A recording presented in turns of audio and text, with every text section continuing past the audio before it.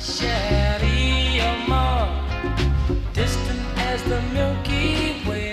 several social and physical changes make it difficult for some seniors to form and maintain social connections. Dr. Douladel Willie-Tyndale, Senior Lecturer and Director at the Mona Aging and Wellness Center at UWI, is here to highlight the benefits of peer and intergenerational friendships as people get older. And that word peer just means people like you. Yes. Morning, welcome. Good morning, welcome. You good? Yes, I am. International Senior Citizens Day. Yes, so today is celebrated across the world in some jurisdictions as World Senior Citizens Day. But the truth is, in Jamaica, we focus most of our observances around September, which is actually Senior Citizens Month, and all the way up to the 1st of October, which is International Day of Older Persons. So the energy starts, around this time and leading into those. You become a senior citizen at what age? At age 60. Right across the world, or this is just Jamaica? So there are some 60 and 65 are the two most common ages used, but the UN uses officially 60. Yep. In recent time, you keep reading that our population is aging. What does that mean? Then everybody now get older. Yes, so that is individual aging with everybody getting older, but population aging just means more people are getting older. So an increasingly larger share of the population is 60 years and older. So where are we percentage-wise? We're at about 14% now and projected to be about 22% in the next 5 to 10 years. Is that good, bad, indifferent? That's what? I guess it depends on how you look at it, because it really represents success from public health standpoint. We've enabled persons to live longer because of medicine and advancements in that area. So it's a success, but it's not without its challenges, because now we have more people to sustain in so many different ways. So we have to try to balance those gains. So me and you go prep school together, we go high school together, we go university together. Why when I get older, my social circle start to shrink? Then me and a friend from me, a little boy, and you a little girl. And if you sustain that relationship, awesome. But a lot of things happen. People retire. So many people form connections. I mean, just coming in talking with the guys this morning, I could see a good bond, among the workers here at TVJ. But when persons retire, sometimes they don't maintain those connections, because now you go home, you don't see them every day. So that changes. We also have persons who raise children. Children get to a stage where they're gone off to college, they're gone to form their own families. We call that empty nest. So lots of things happen. Then we also have persons who get sick, whether you get sick or your friend gets sick, and that affects how you can relate. So there are those things that happen that will affect your relationship. So is there a suggestion that for the most part, seniors end up by themselves, or not necessarily so? It can happen, thankfully, because we've had a rich history, like in the Caribbean, in Jamaica, of multi-generational families. So we grow up in the household, and sometimes we sustain those things throughout. So we do keep some of our connections. But there are some people who don't have any children.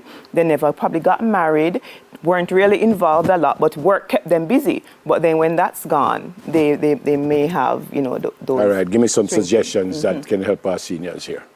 All right, so I think family members and friends can encourage seniors to participate. Sometimes seniors feel like they want to withdraw.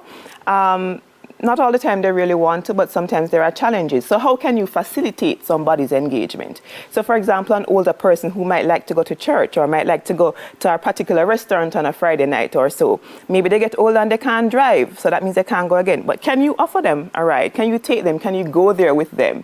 Last week we had an intergen camp at Mona Aging and Wellness Center. So we had young people and older people and trying to pair them together just to, encourage collaboration and discussion among persons of different generations. And, a couple of things came up. I told the young people, don't be afraid when you go to a family reunion to talk to your older person. Sometimes we want to hang with our young people, but talk to your older person in your family, learn from them, teach them. There are so many things that we can do. Communities can establish clubs and groups. The National Council for Senior Citizens in Jamaica, works through clubs in communities, and that provides an avenue for people who don't have that natural outlet from family or a close community. Yep. You said earlier in a response to one of my questions that I say us because I am a senior citizen, some of us know anybody around me at this age, which is not necessarily a good thing. It is not. So how do you encourage somebody like me who said, Yeah. You really want nobody in my yard, you know. How you encourage somebody? I said, no, you probably need people around you just in case. Yeah, because, you know, a lot of social isolation and loneliness is actually linked to worse health outcomes and increased risk of death, you know. So I think it might require having a conversation with somebody who the senior trusts, somebody who they believe has their interest at heart, to kind of show them the better way. Because sometimes we shy away from things because we don't really know what benefits are there. And I think, you know, as humans, we are designed as social creatures. So everybody, I think, inherently wants to be a part of a group. Yeah, I probably should have asked this question before I asked that one. Do you find that a lot of senior citizens are by themselves?